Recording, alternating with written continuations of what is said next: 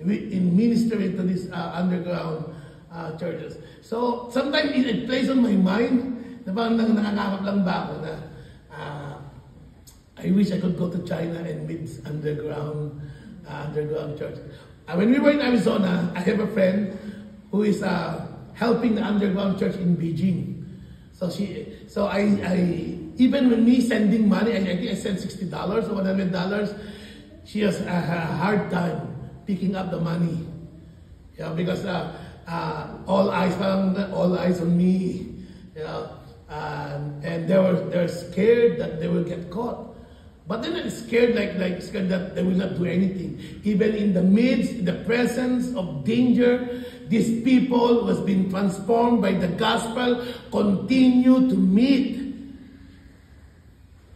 Why? Because they tasted the goodness of God. Pag hindi natin namanasan ang tunay na gospel, akala natin yung gospel is just about doing good and so that God will accept us. No, that is building your house in the sand. No. Jesus is the rock, and we should build our life upon that rock. Right? So there's the universal application of the gospel. So we thank God for the work of the gospel in other believers. Second, we thank God for the work of the gospel around the world. And last, we thank God for those who shared the gospel with you. How did you hear about the gospel? Who shared you the gospel, Tita? Oh. You remember him? Her? Right? That's good. I was in high school. That's the height of the evangelism explosion. Right? In the 80s. Tanda ko na pala. I was in high school. Yeah. And I've been a Methodist. I've been going to church for so long. But then a pastor came and started saying that, the church, going to church doesn't save you. And started to preach the four spiritual laws, blah, blah, blah, And he just presented the gospel in such a way that I saw myself helpless without the gospel. And I was like, I think in high school, so I surrendered my life, but I didn't think much about it, high school Right? Campus Crusade? Campus Crusade, like that, yeah. And then only when I was in my almost 20s, when something happened in my life that the Lord brought back in my memories, all these things, when I ran away from our home in Fairview in Manila, when I ran away with my bag and my family here, they were looking for me, they know where to find me. They were so worried, and I don't know where to go. And as I told this story before, I went to my cousin's house in Sampaloc. I was knocking, but nobody's opening the door.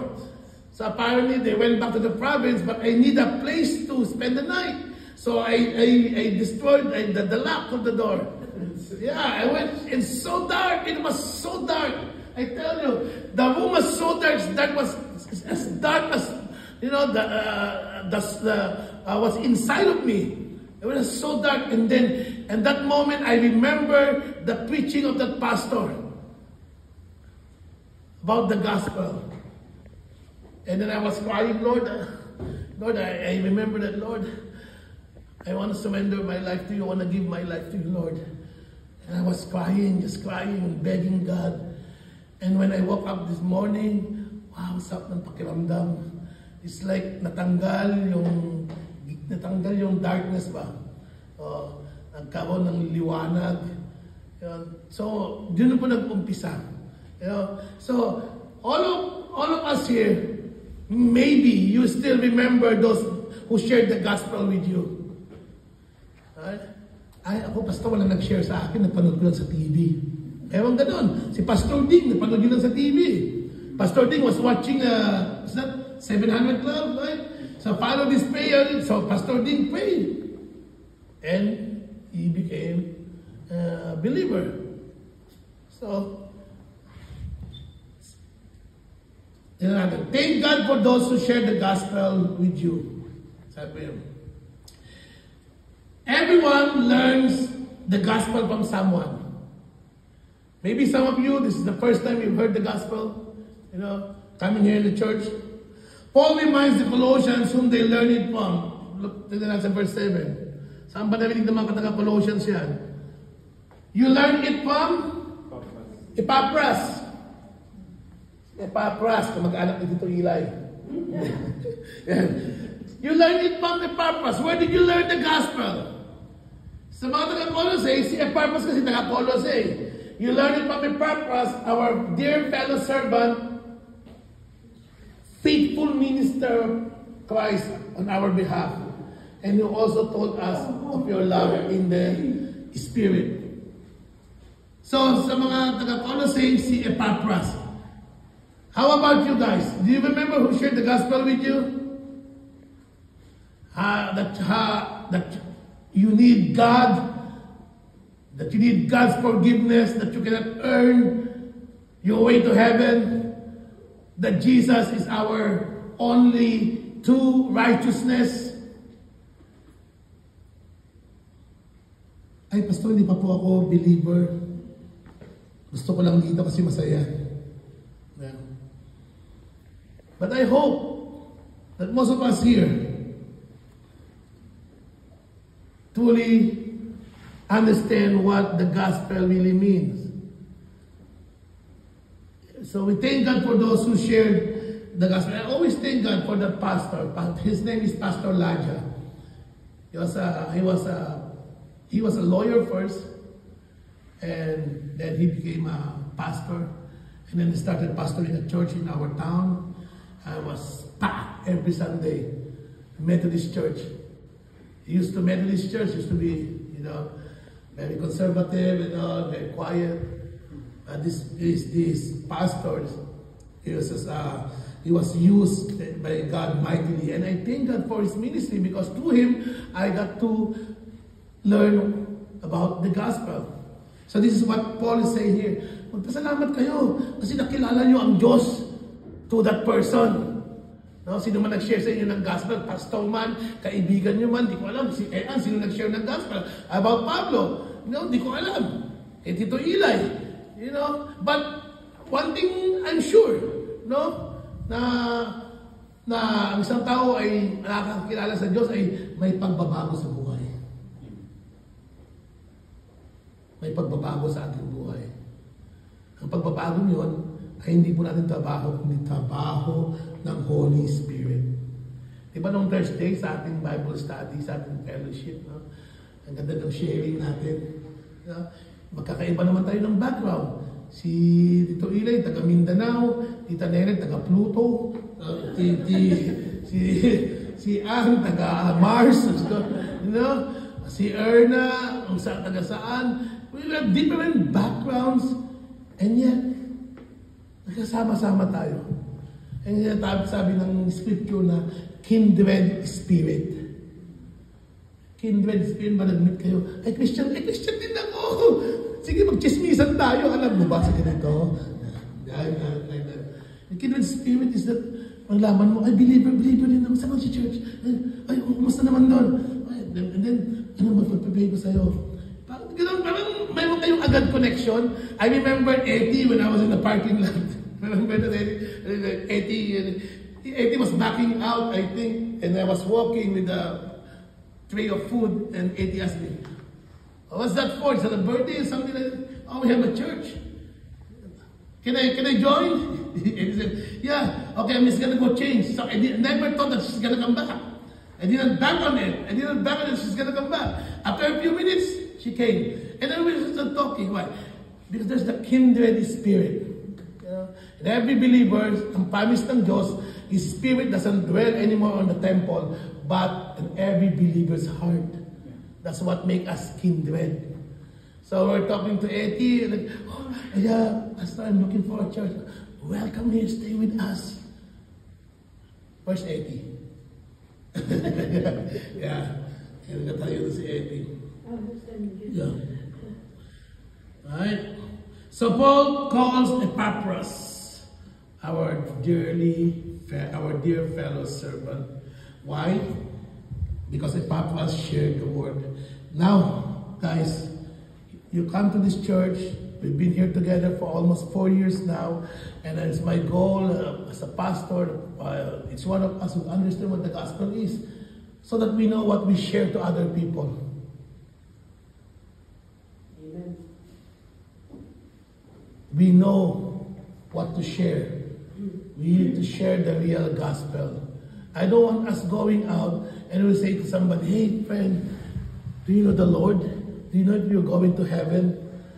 You know, simple lang naman gumawa ka ng mabuti, 10 beses. Magbigay ka ng pera sa church. Okay ka na nun. No, that's not the gospel. The gospel is that, do you know that Jesus Christ died for you? Do you know that apart from Christ, you cannot approach God? Bakit naman? Alam ko ba malapit lang ang Diyos? Because God is holy and we are not. Kailangan natin yung holiness ni Cristo, kailangan natin yung righteousness ni Christ. Kaya nga kinakanta palagi kinantakan yung sa Catholic Church, nandun namin, Kodero ng Diyos na nagtatanggal ng kasalanan. That's precisely the message of the gospel. The Lamb of God that takes away the sin of the world. That's the gospel, mga kapatid. Siya lang ang pwede magtanggal ng ating mga kasalanan. Hindi natin pwedeng bilhin yun. Hindi natin pwedeng bayaran. We cannot pay our way to heaven. So yung kapatid, kailangan maunawaan natin to. And that we begin, our life begin to take roots when we understand the gospel. Umpisa palagi sa gospel tayo. Maunawaan natin sino si Kristo, sino ang tunay na Diyos, kasi yan po ang antidote sa mga false teaching. Right? And later on, we will see the supremacy of Christ. So I'm gonna close here. Okay, mga kapatid? So review lang natin yung sa prayer ni Paul. 3 point, thank God for the work of the gospel in other believers. Magpasalamat kayo sa buhay ni Tita Lynette. The work of the gospel in her life. Diba? The work of the gospel in Tito Eli's life. May nakikita na yung mga pagbabago, mga pagsasakripisyo. Kay the gospel, the life of Kuya Alvin. Nakikita natin. Magpasalamat tayo, Lord. Salamat po sa trabaho nyo, sa buhay ni ganito, ni ganyan. Nakikita ko po, Lord, ang mga sakripisyo niya. Kahit na walang-wala, nagbibigay pa rin. Kahit na pagod, pumupunta pa rin sa church, sa sakripisyo. Dahil nga mahal niya ang gawain ng Lord. Ano yung mahal ng Lord, yun din ang minamahal natin. Amen? So just thank God for the work of the gospel in other believers. We thank God for the work of the gospel around the world. Makikita na inspire tayo sa mga narinig ng mga stories of how the work of the gospel is working around the world. And then thank God for those who shared the gospel with you. Parang si Epaphras. Siya nag-share dun sa Colossae. Everyone learned the gospel from someone, which leaves the question, who will learn the gospel from you? Who will learn the gospel from you? Sino pwede yung turuan? With whom will you share the gospel? It is not enough to receive the gospel in all its benefits. We must also learn to share the gospel with others so that they too may receive its benefits. Sabi ni Max Anders, isa pong theologian, the most significant day in the history of Colossae was not the day Xerxes rested in the city on his march against Greece. Alam mo si Xerxes? Xerxes is the empire what's Iran again? Persian. It's a Persian king. Right? Rested in the city on his march against Greece. Now was it the day Cyrus marched his Greek army through the city. The most significant day in the history of Colossae was the day Epaphras came to town and planted the seed of the gospel. Ayan, si Epaphras nag-share doon. He planted the gospel in Colossae, and Paul heard of that thing that was happening there, and Paul wrote a letter to encourage the Colossae through the work of Epaphras. Now, balikan natin to. Side comment lang. Xerxes. Ay, saan? Okay. Si Xerxes, nasaan na nga? Ito si Xerxes eh. Okay, saan na ba yung... Let me show you. Maganda to. Ay, nako. Bagal.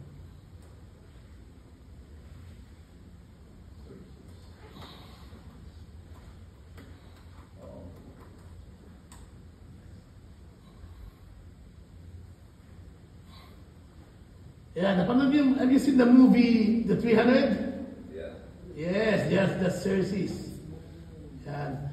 So, ito yung Xerxes in the movie. She's a Persian. Of course, it's a Hollywood version. But the movie, The 300, I read The 300. Alam mo yung 300 na movie? Sparta? Yeah. Sparta. So apparently, when Xerxes on his way to this battle of, I forgot, in Greece, they passed through Colossae. Nagpahinga sila doon. Yeah. So 300 Sparta is Spartan and Xerxes. Yeah.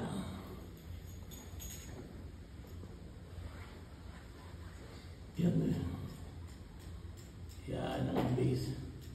So ito yung reference na sinasabi nung dun sa ating ay saan yan? Yung sa Colossians. So this is what